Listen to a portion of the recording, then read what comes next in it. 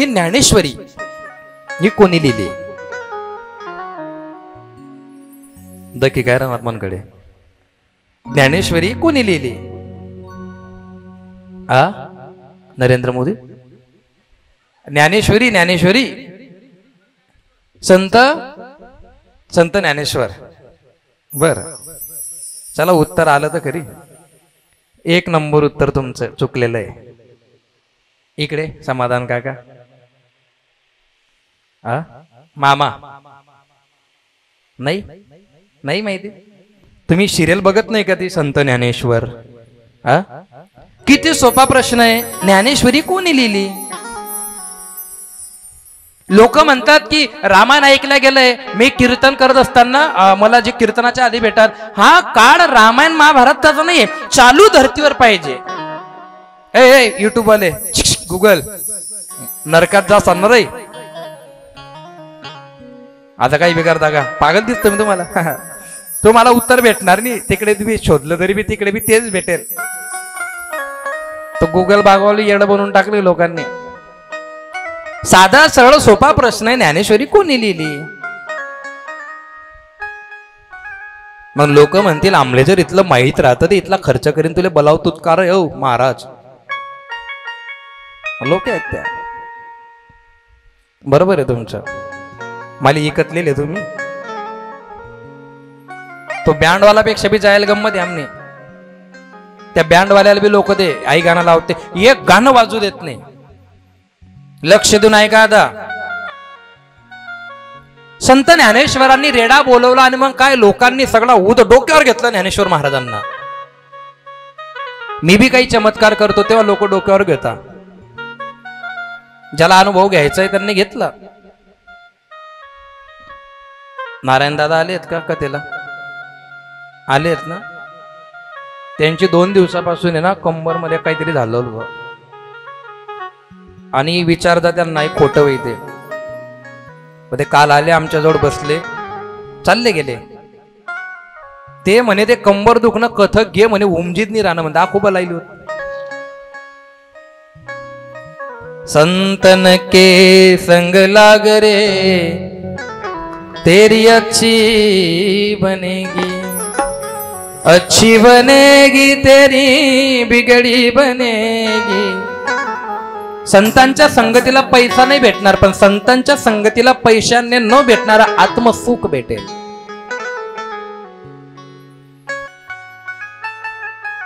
मनुष्य जन्म अनमोल रे, इसे मिट्टी में ना रोल रे. अब जो मिला है फिर न मिलेगा, कभी नहीं कभी नहीं कभी नहीं रे. मनुष्य जन्म अनमोल रे, इसे मिट्टी में ना रोल रे.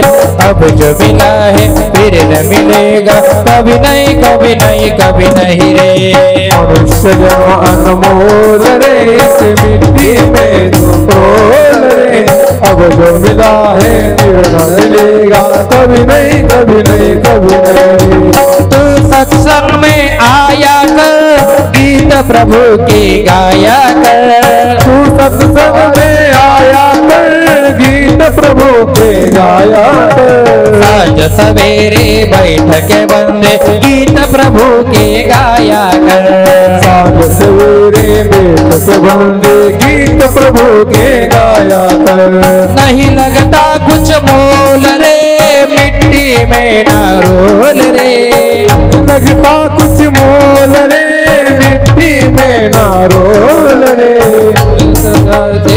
न मिलेगा, कभी नहीं कभी नहीं कभी नहीं रे. मिला है फिर न मिलेगा, कभी नहीं कभी नहीं कभी नहीं. तू है बुध बुध पानी का, मत कर गोर जवानी का. तू है बुध बुध पानी का, मत कर जोर जवानी का. संभल संभल के कदम रखो, पता नहीं जिंदगानी का. संभल संभल के कदम रखो, पता नहीं जिंदगानी का. सबसे मीठा बोल रे, मिट्टी में ना रोल रे. सबसे मीठा बोल रे, मिट्टी में ना रोल रे. अब जो मिला है फिर न मिलेगा कभी नहीं कभी नहीं कभी नहीं रे मनुष्य जन्म अनमोल रे रे अब जो मिला है फिर न मिलेगा कभी नहीं कभी नहीं कभी नहीं रे कभी नहीं कभी नहीं कभी नहीं रे कभी नहीं कभी नहीं कभी नहीं रे। मतलब का संसार है इसका क्या एतबार है संभल संभल के कदम रखो ये फूल नहीं अंगार है मनुष्य जन्म अनमोल रे इसे मिट्टी में ना रोल रे अब जो मिला है फिर न मिलेगा कभी नहीं कभी नहीं कभी नहीं रे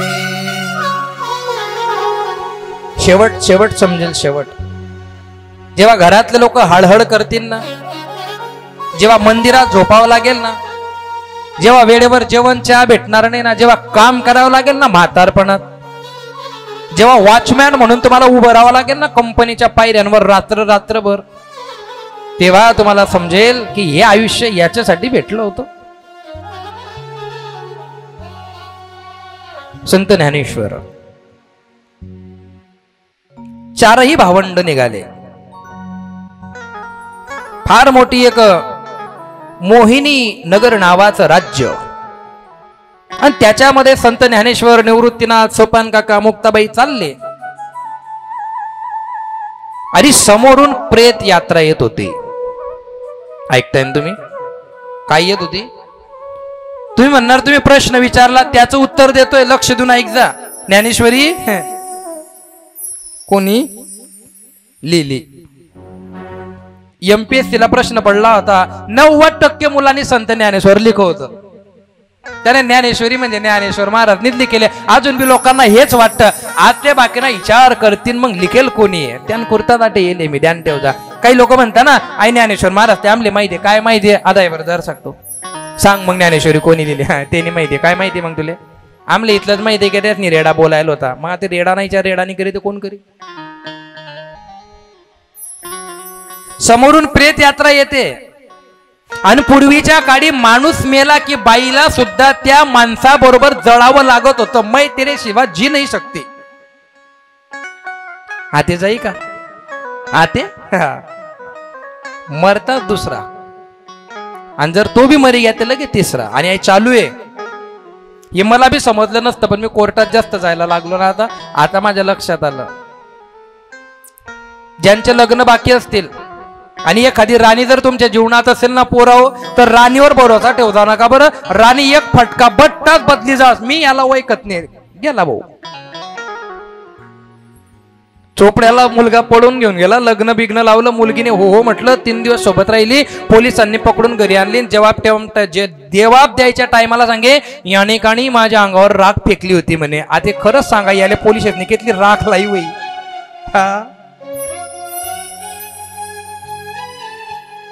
सैराट होई जातो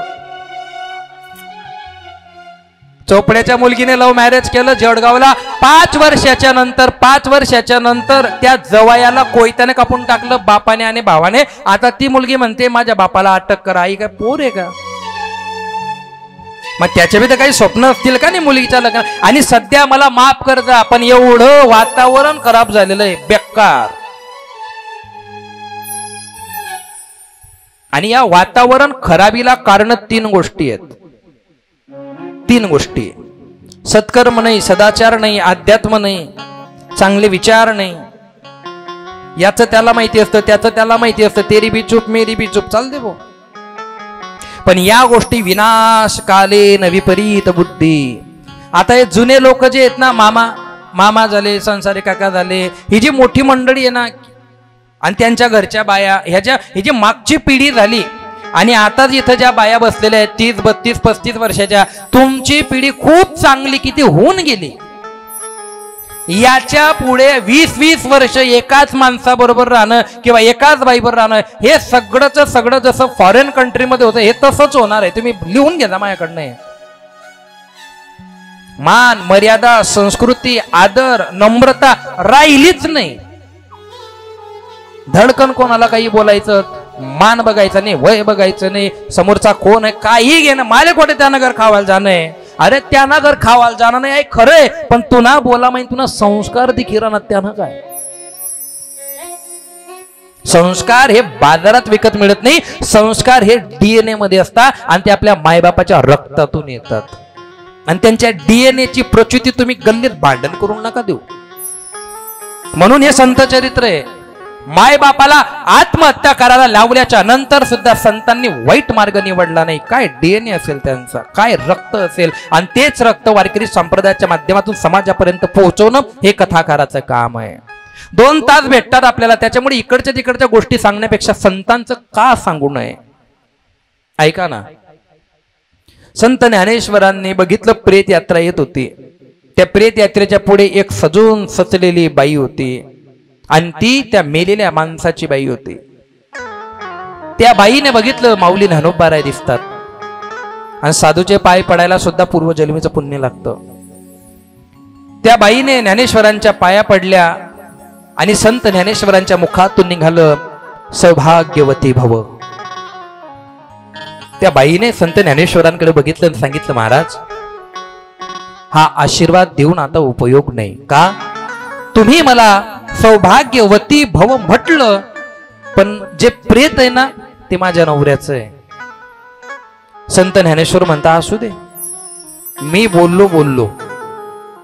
अहो मी सती जाते, मी बोललो ना. काय नाव आहे त्याचं? सचितानंद. सत चित आनंद म्हणजे कधीही न संपणारा आनंद मरू कस काय शकतो. आणि संत ज्ञानेश्वरांनी ते प्रेत खाली ठेवायचं सांगितलं. संत ज्ञानेश्वरांच्या पराक्रम सगळ्यांना माहिती होता की यांच्या हातून रेडा बोललेला आहे, त्याच्यामुळे त्या लोकांनी ते प्रेत खाली ठेवलं. संत ज्ञानेश्वर गुडघ्यावरती खाली बसले. संत ज्ञानेश्वरांनी त्या सचितानंदच्या डोक्यावर हात ठेवला आणि सांगितलं, हे सचितानंद. सचितानंद बाबांनी डोळे उघडले. सचितानंद बाबा उठून बसले. का उठवलं महाराज?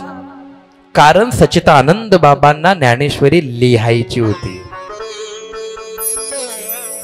काय लिहायची होती? मग ज्ञानेश्वरी कोणी लिहिली? सचितानंद बाबांनी. तुम्ही आरती म्हणतात ना, सच्चितानंद मूर्ती पाय दाखवी आम्हा, आरती ज्ञान राजा महा कैवल्य तेजा, सेविती साधू संत मनु वेदला माझा.